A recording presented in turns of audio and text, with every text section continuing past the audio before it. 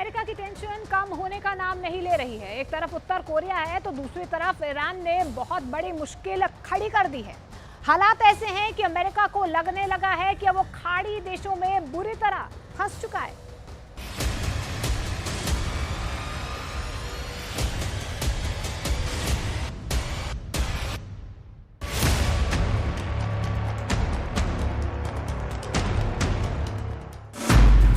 America और Iran के बीच तनाव का नया अध्याय शुरू हो चुका है। अमेरिका और ईरान के बीच दुश्मनी अब एक नए लेवल पर पहुंचने वाली है। कह सकते हैं कि अमेरिका और ईरान की दुश्मनी का 2024 वाला मॉडल तैयार हो चुका है। फारस की खाड़ी में इस वक्त तनाव बहुत ज्यादा है, क्योंकि ईरान ने जो दावा किया है उसके बाद पश्चिमी देशों के साथ ईरान की दुश्मनी अब डबल हो सकती है। ईरान ने 2 विदेशी तेल टैंकरों को अपने कब्जे में कर लिया है। इनमें 15 लाख लीटर तेल भरा है। दोनों तेल टैंकर स्टीवन और क्राउन ये पनामा और तंजानिया के झंडों के साथ ऑपरेट कर रहे थे। लेकिन तेल किसका है और किस देश तेल ले जाया जा रहा है, इसके बारे में ईरान का दावा है कि ये तेल तस्करी करके ले जाया जा रहा था। इस खबर से ईरान और पश्चिमी देशों, खासकर अमेरिका और नाटो से तनाव इसलिए फैलेगा क्योंकि फारस की खाड़ी में ईरान की नौसेना अब पूरे दबदबे के साथ ऑपरेट कर रही है। अमेरिका इसे ईरान की दादागिरी कहता है। ईरान कहता है कि अमेरिका उसके इलाके में दखल दे रहा है। कुल मिलाकर ईरान बनाम अमेरिका का ये ऐसा 100 डिग्री वाला तापमान है जिसकी वजह से पूरा पश्चिम एशिया उबाल खा रहा है। इसके पहले अमेरिका दावा कर चुका है कि फारस की खाड़ी में ईरान के ऐसे ही 2 हमलों को नाकाम कर चुका है। ये ब्लैक एंड व्हाइट वीडियो है। इस वीडियो को एक ड्रोन ने रिकॉर्ड किया है। इस वीडियो में ईरान और अमेरिका के बीच दुश्मनी को समझा जा सकता है। इस वीडियो में तेल का एक बड़ा टैंकर है।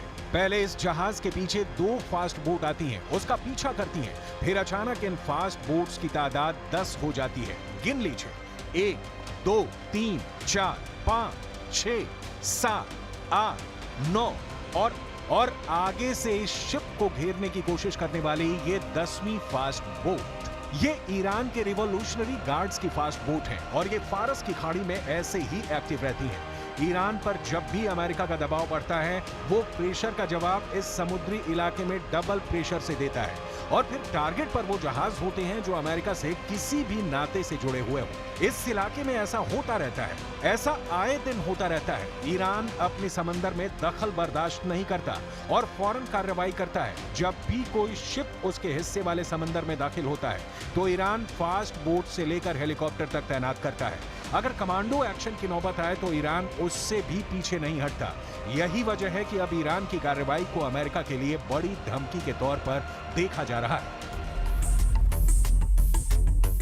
अमेरिका की नौसेना दुनिया के इस हिस्से में बहुत सक्रिय है और उसका आए दिन ईरान की नेवी से भी इनकाउंटर होता रहता है। अमेरिका ने अपनी नौसेना को पर्शियन गल्फ के इलाके में तैनात किया हुआ है और यहाँ उसके कई जंगी जहाज कतर और संयुक्त अरब अमीरात के बेस की तरफ आते जाते रहते हैं।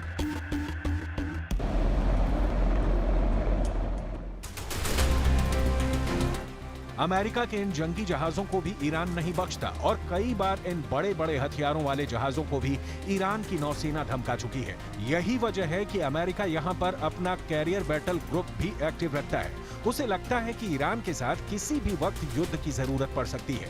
ईरान पर ऐसा प्रेशर बनाए रखने के बाद भी इस वक्त अमेरिका अब ईरान की शर्तों के तहत काम करने को मजबूर होता जा रहा है। अमेरिका में बाइडेन की बेइज्जती की बड़ी वजह ईरान के साथ एक डील भी बन चुकी है, जिसमें फिरौती के तौर पर ईरान के 48,000 करोड़ रुपए उसे वापस लौटाए जा रहे हैं। ईरान पर प्रतिबंधों के तहत दक्षिण कोरिया में उसके 48,000 करोड़ रुपए जब्त कर लिए गए थे। अब इस रकम को लौटाकर अमेरिका अपने 5 नागरिकों को ईरान से छुड़ाने के लिए डील कर चुका है।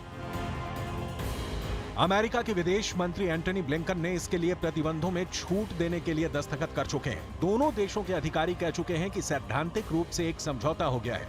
ये ईरान के सामने एक तरह से अमेरिका का सरेंडर है और अमेरिका में विपक्ष यानी रिपब्लिकन पार्टी भी कह रही है कि ये समझौता करके अमेरिका ने ईरान की अर्थव्यवस्था को नई ताकत देने का काम किया है और अब इसी रकम का इस्तेमाल अमेरिका और उसके दोस्तों के खिलाफ किया जाएगा। comes to getting Americans out of jail and back home who've been unjustly detained anywhere in the world, I'm happy to take any criticism that comes my way for that. I view it as job one, to do everything I can to bring Americans home. Iran ने America और उसके दोस्त Israel को परेशान करने के लिए दूसरा बहुत बड़ा काम लेबनान में शुरू कर दिया है और इसकी वजह है दक्षिण लेबनान में बनी ये हवाई पट्टी। बताया जा रहा है कि यह हवाई पट्टी इजरायल की जमीन से सिर्फ 20 किलोमीटर की दूरी पर है। यहां से ड्रोन उड़ाकर हमले किए जा सकते हैं। इजरायल अब इसे अपनी सुरक्षा के लिए बड़ा खतरा मान रहा है। ईरान की ड्रोन पावर को लेकर पहले ही अमेरिका बहुत ज्यादा घबराया हुआ है और अब ईरान के ड्रोन इजरायल के और करीब पहुंच जाएंगे तो इजरायल की दहशत और ज्यादा बढ़ जाएगी। यही वजह है कि बाइडेन और इजरायल के प्रधानमंत्री बेंयामिन नेतन्याहू के बीच 20 सितंबर को एक बैठक होने वाली है। इस मीटिंग का एक बड़ा मुद्दा ईरान ही रहेगा। President Biden will sit down with Prime Minister Benjamin Netanyahu of Israel to discuss a range of bilateral and regional issues focused on the shared democratic values between the United States and Israel and a vision for a more stable and prosperous and integrated region, as well as to compare notes on effectively countering and deterring Iran. वहीं Iran में सुरक्षा एजेंसियों से जुड़े विशेषज्ञों का दावा है कि अमेरिका और उसके दोस्तों की मदद से इस वक्त 3 देशों में उसके खिलाफ साजिश रची जा रही है और वहां आतंकवादियों को ईरान के खिलाफ एक्टिव कर दिया गया है। इसमें यूरोप का देश अल्बानिया है, इसमें इराक शामिल है और इसमें पाकिस्तान का वो इलाका भी है जिससे ईरान की सरहद लगती है। इन तीनों देशों में ईरान के खिलाफ आतंकवादियों को मदद तेज कर दी गई है। معلومات اطلاعاتی ما به ما میگه که در آمریکا یک مجموعه ای رو درست کرده است دولت آمریکا. اسم این مجموعه گروه بحران است. گروه بحران کارش چیه؟ مأموریت این گروه بحران سازی است تو کشورها، از جمله در کشور ما. این مأموریت این گروهه که بحران سازی کنن.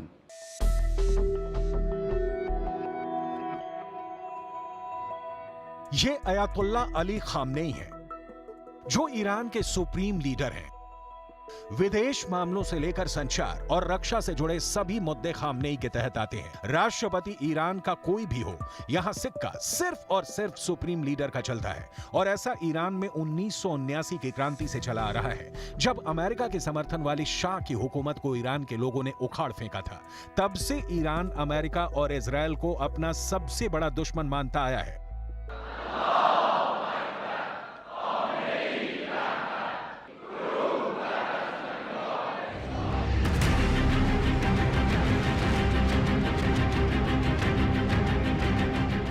ईरान अब अमेरिका के साथ दुश्मनी को नए तरीके से भुनाना चाहता है। इसकी ईरान में घरेलू वजह भी है और इलाकाई वजह भी, क्योंकि इजरायल अब भी ईरान के लिए सबसे बड़ी क्षेत्रीय चुनौती बना हुआ है।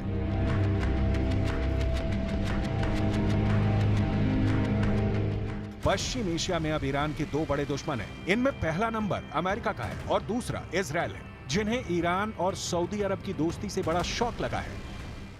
گروه بحران سازی است تو کشورها، از جمله در کشور ما. این مأموریت این گروهه که بحران سازی کنن، بگردن نقاطی را که به نظر اونها موجب می شود در کشور بحران به وجود بیاد، این نقاط رو پیدا کنن و این نقاط رو تحریک کنن. این مأموریت این گروه بحران آمریکا. ईरान अब अमेरिका को इस इलाके में बर्दाश्त नहीं करना चाहता, क्योंकि उसे लगता है कि अमेरिका खाड़ी के आसपास अपने अड्डों से उस पर नजर रखता है और वो कभी भी ईरान के न्यूक्लियर अड्डों पर हमला कर सकता है। ऐसा इसलिए क्योंकि खाड़ी देशों में अमेरिका के जितने भी अड्डे हैं, वहां उसके बहुत ही खतरनाक हथियार तैनात रहते हैं। यहाँ अमेरिका का F-16 भी है, F-15 भी है, F-18 भी तैनात है और मौके मौके पर F-22 और F-35 जैसे स्टेल्थ फाइटर भी अमेरिका यहाँ तैनात करता रहता है। इसमें ईरान के लिए सबसे बड़ा खतरा है कतर का अल उदैद एयरबेस, जो पूरे पश्चिम एशिया में अमेरिका का सबसे बड़ा मिलिट्री बेस है। यहाँ अमेरिका के अलावा ब्रिटेन की रॉयल एयरफोर्स भी तैनात है। दोनों देशों के यहाँ करीब 150 फाइटर जेट और बाकी विमान और ड्रोन तैनात रहते हैं। यहीं से अमेरिका पूरे पश्चिम एशिया पर नजर रखता है। अमेरिका की ऐसी ताकत का ईरान सीधे सीधे मुकाबला नहीं कर सकता, लेकिन अब वो अपनी ड्रोन वाली ताकत दिखाकर खाड़ी के इलाकों में अमेरिका को चैलेंज कर रहा है। दरअसल ईरान की समुद्री सीमा के करीब स्ट्रेट ऑफ हॉर्मूज का इलाका है। 2019 के बाद से शिपिंग लेन को लेकर अमेरिका और ईरान के बीच काफी तनाव बढ़ा है और अब यहाँ अमेरिका और ईरान का आमना सामना करीब करीब रोज की बात है। ईरान की कमांडो टुकड़ियां अमेरिका और यूरोप के जहाजों को लेकर बहुत मुस्तैद रहती हैं और जब भी किसी को अपने इलाके में देखते हैं तो हर तरह के ऑपरेशन लॉन्च करने के लिए तैयार रहते हैं। इसीलिए इजराइल से पहले उसने अमेरिका के फौजी अड्डों को अपने टारगेट पर ले लिया है। अब ऐसा क्यों है, उसे समझिए। ईरान के आसपास अमेरिकी सेना के कई मिलिट्री बेस हैं और इनमें कुल 40,000 से ज्यादा अमेरिकी सैनिक तैनात हैं। इसमें कुवैत में 10 सैन्य अड्डे हैं और यहाँ अमेरिका के 13,000 से ज्यादा सैनिक हैं। बहरीन में अमेरिका ने 12 अड्डे बनाए हैं और यहाँ उसके 3,700 से ज्यादा फौजी तैनात हैं। सऊदी अरब में अमेरिका के 10 मिलिट्री बेस हैं और यहाँ 3,000 अमेरिकी सैनिक तैनात हैं। ओमान में अमेरिका के 6 अड्डे हैं और यहाँ उसके 600 सैनिक तैनात हैं। संयुक्त अरब अमीरात में अमेरिका के 3 अड्डे हैं और यहाँ उसके 5,000 सैनिक तैनात हैं। कतर में अमेरिका का सबसे बड़ा मिलिट्री बेस है और यहाँ 13,000 अमेरिकी सैनिक रखे गए हैं। ये वो देश हैं जहाँ से ईरान बहुत ज्यादा करीब है। इन्हीं अड्डों को बचाने के लिए अमेरिका की नौसेना इस इलाके में अपनी मौजूदगी हमेशा रखती है। उसके एयरक्राफ्ट कैरियर से लेकर पनडुब्बियां और बड़े बड़े जहाज यहां से गुजरते हैं। एक तरह से ये ईरान को चैलेंज के तौर पर पेश किए जाते हैं ताकि खाड़ी देशों में अमेरिका के जितने भी अड्डे हैं वहां ईरान हमले की कोशिश करने का ख्याल भी दिमाग से निकाल दे। और यही प्रेशर ईरान के परमाणु कार्यक्रम को लेकर भी हमेशा बनाया गया है।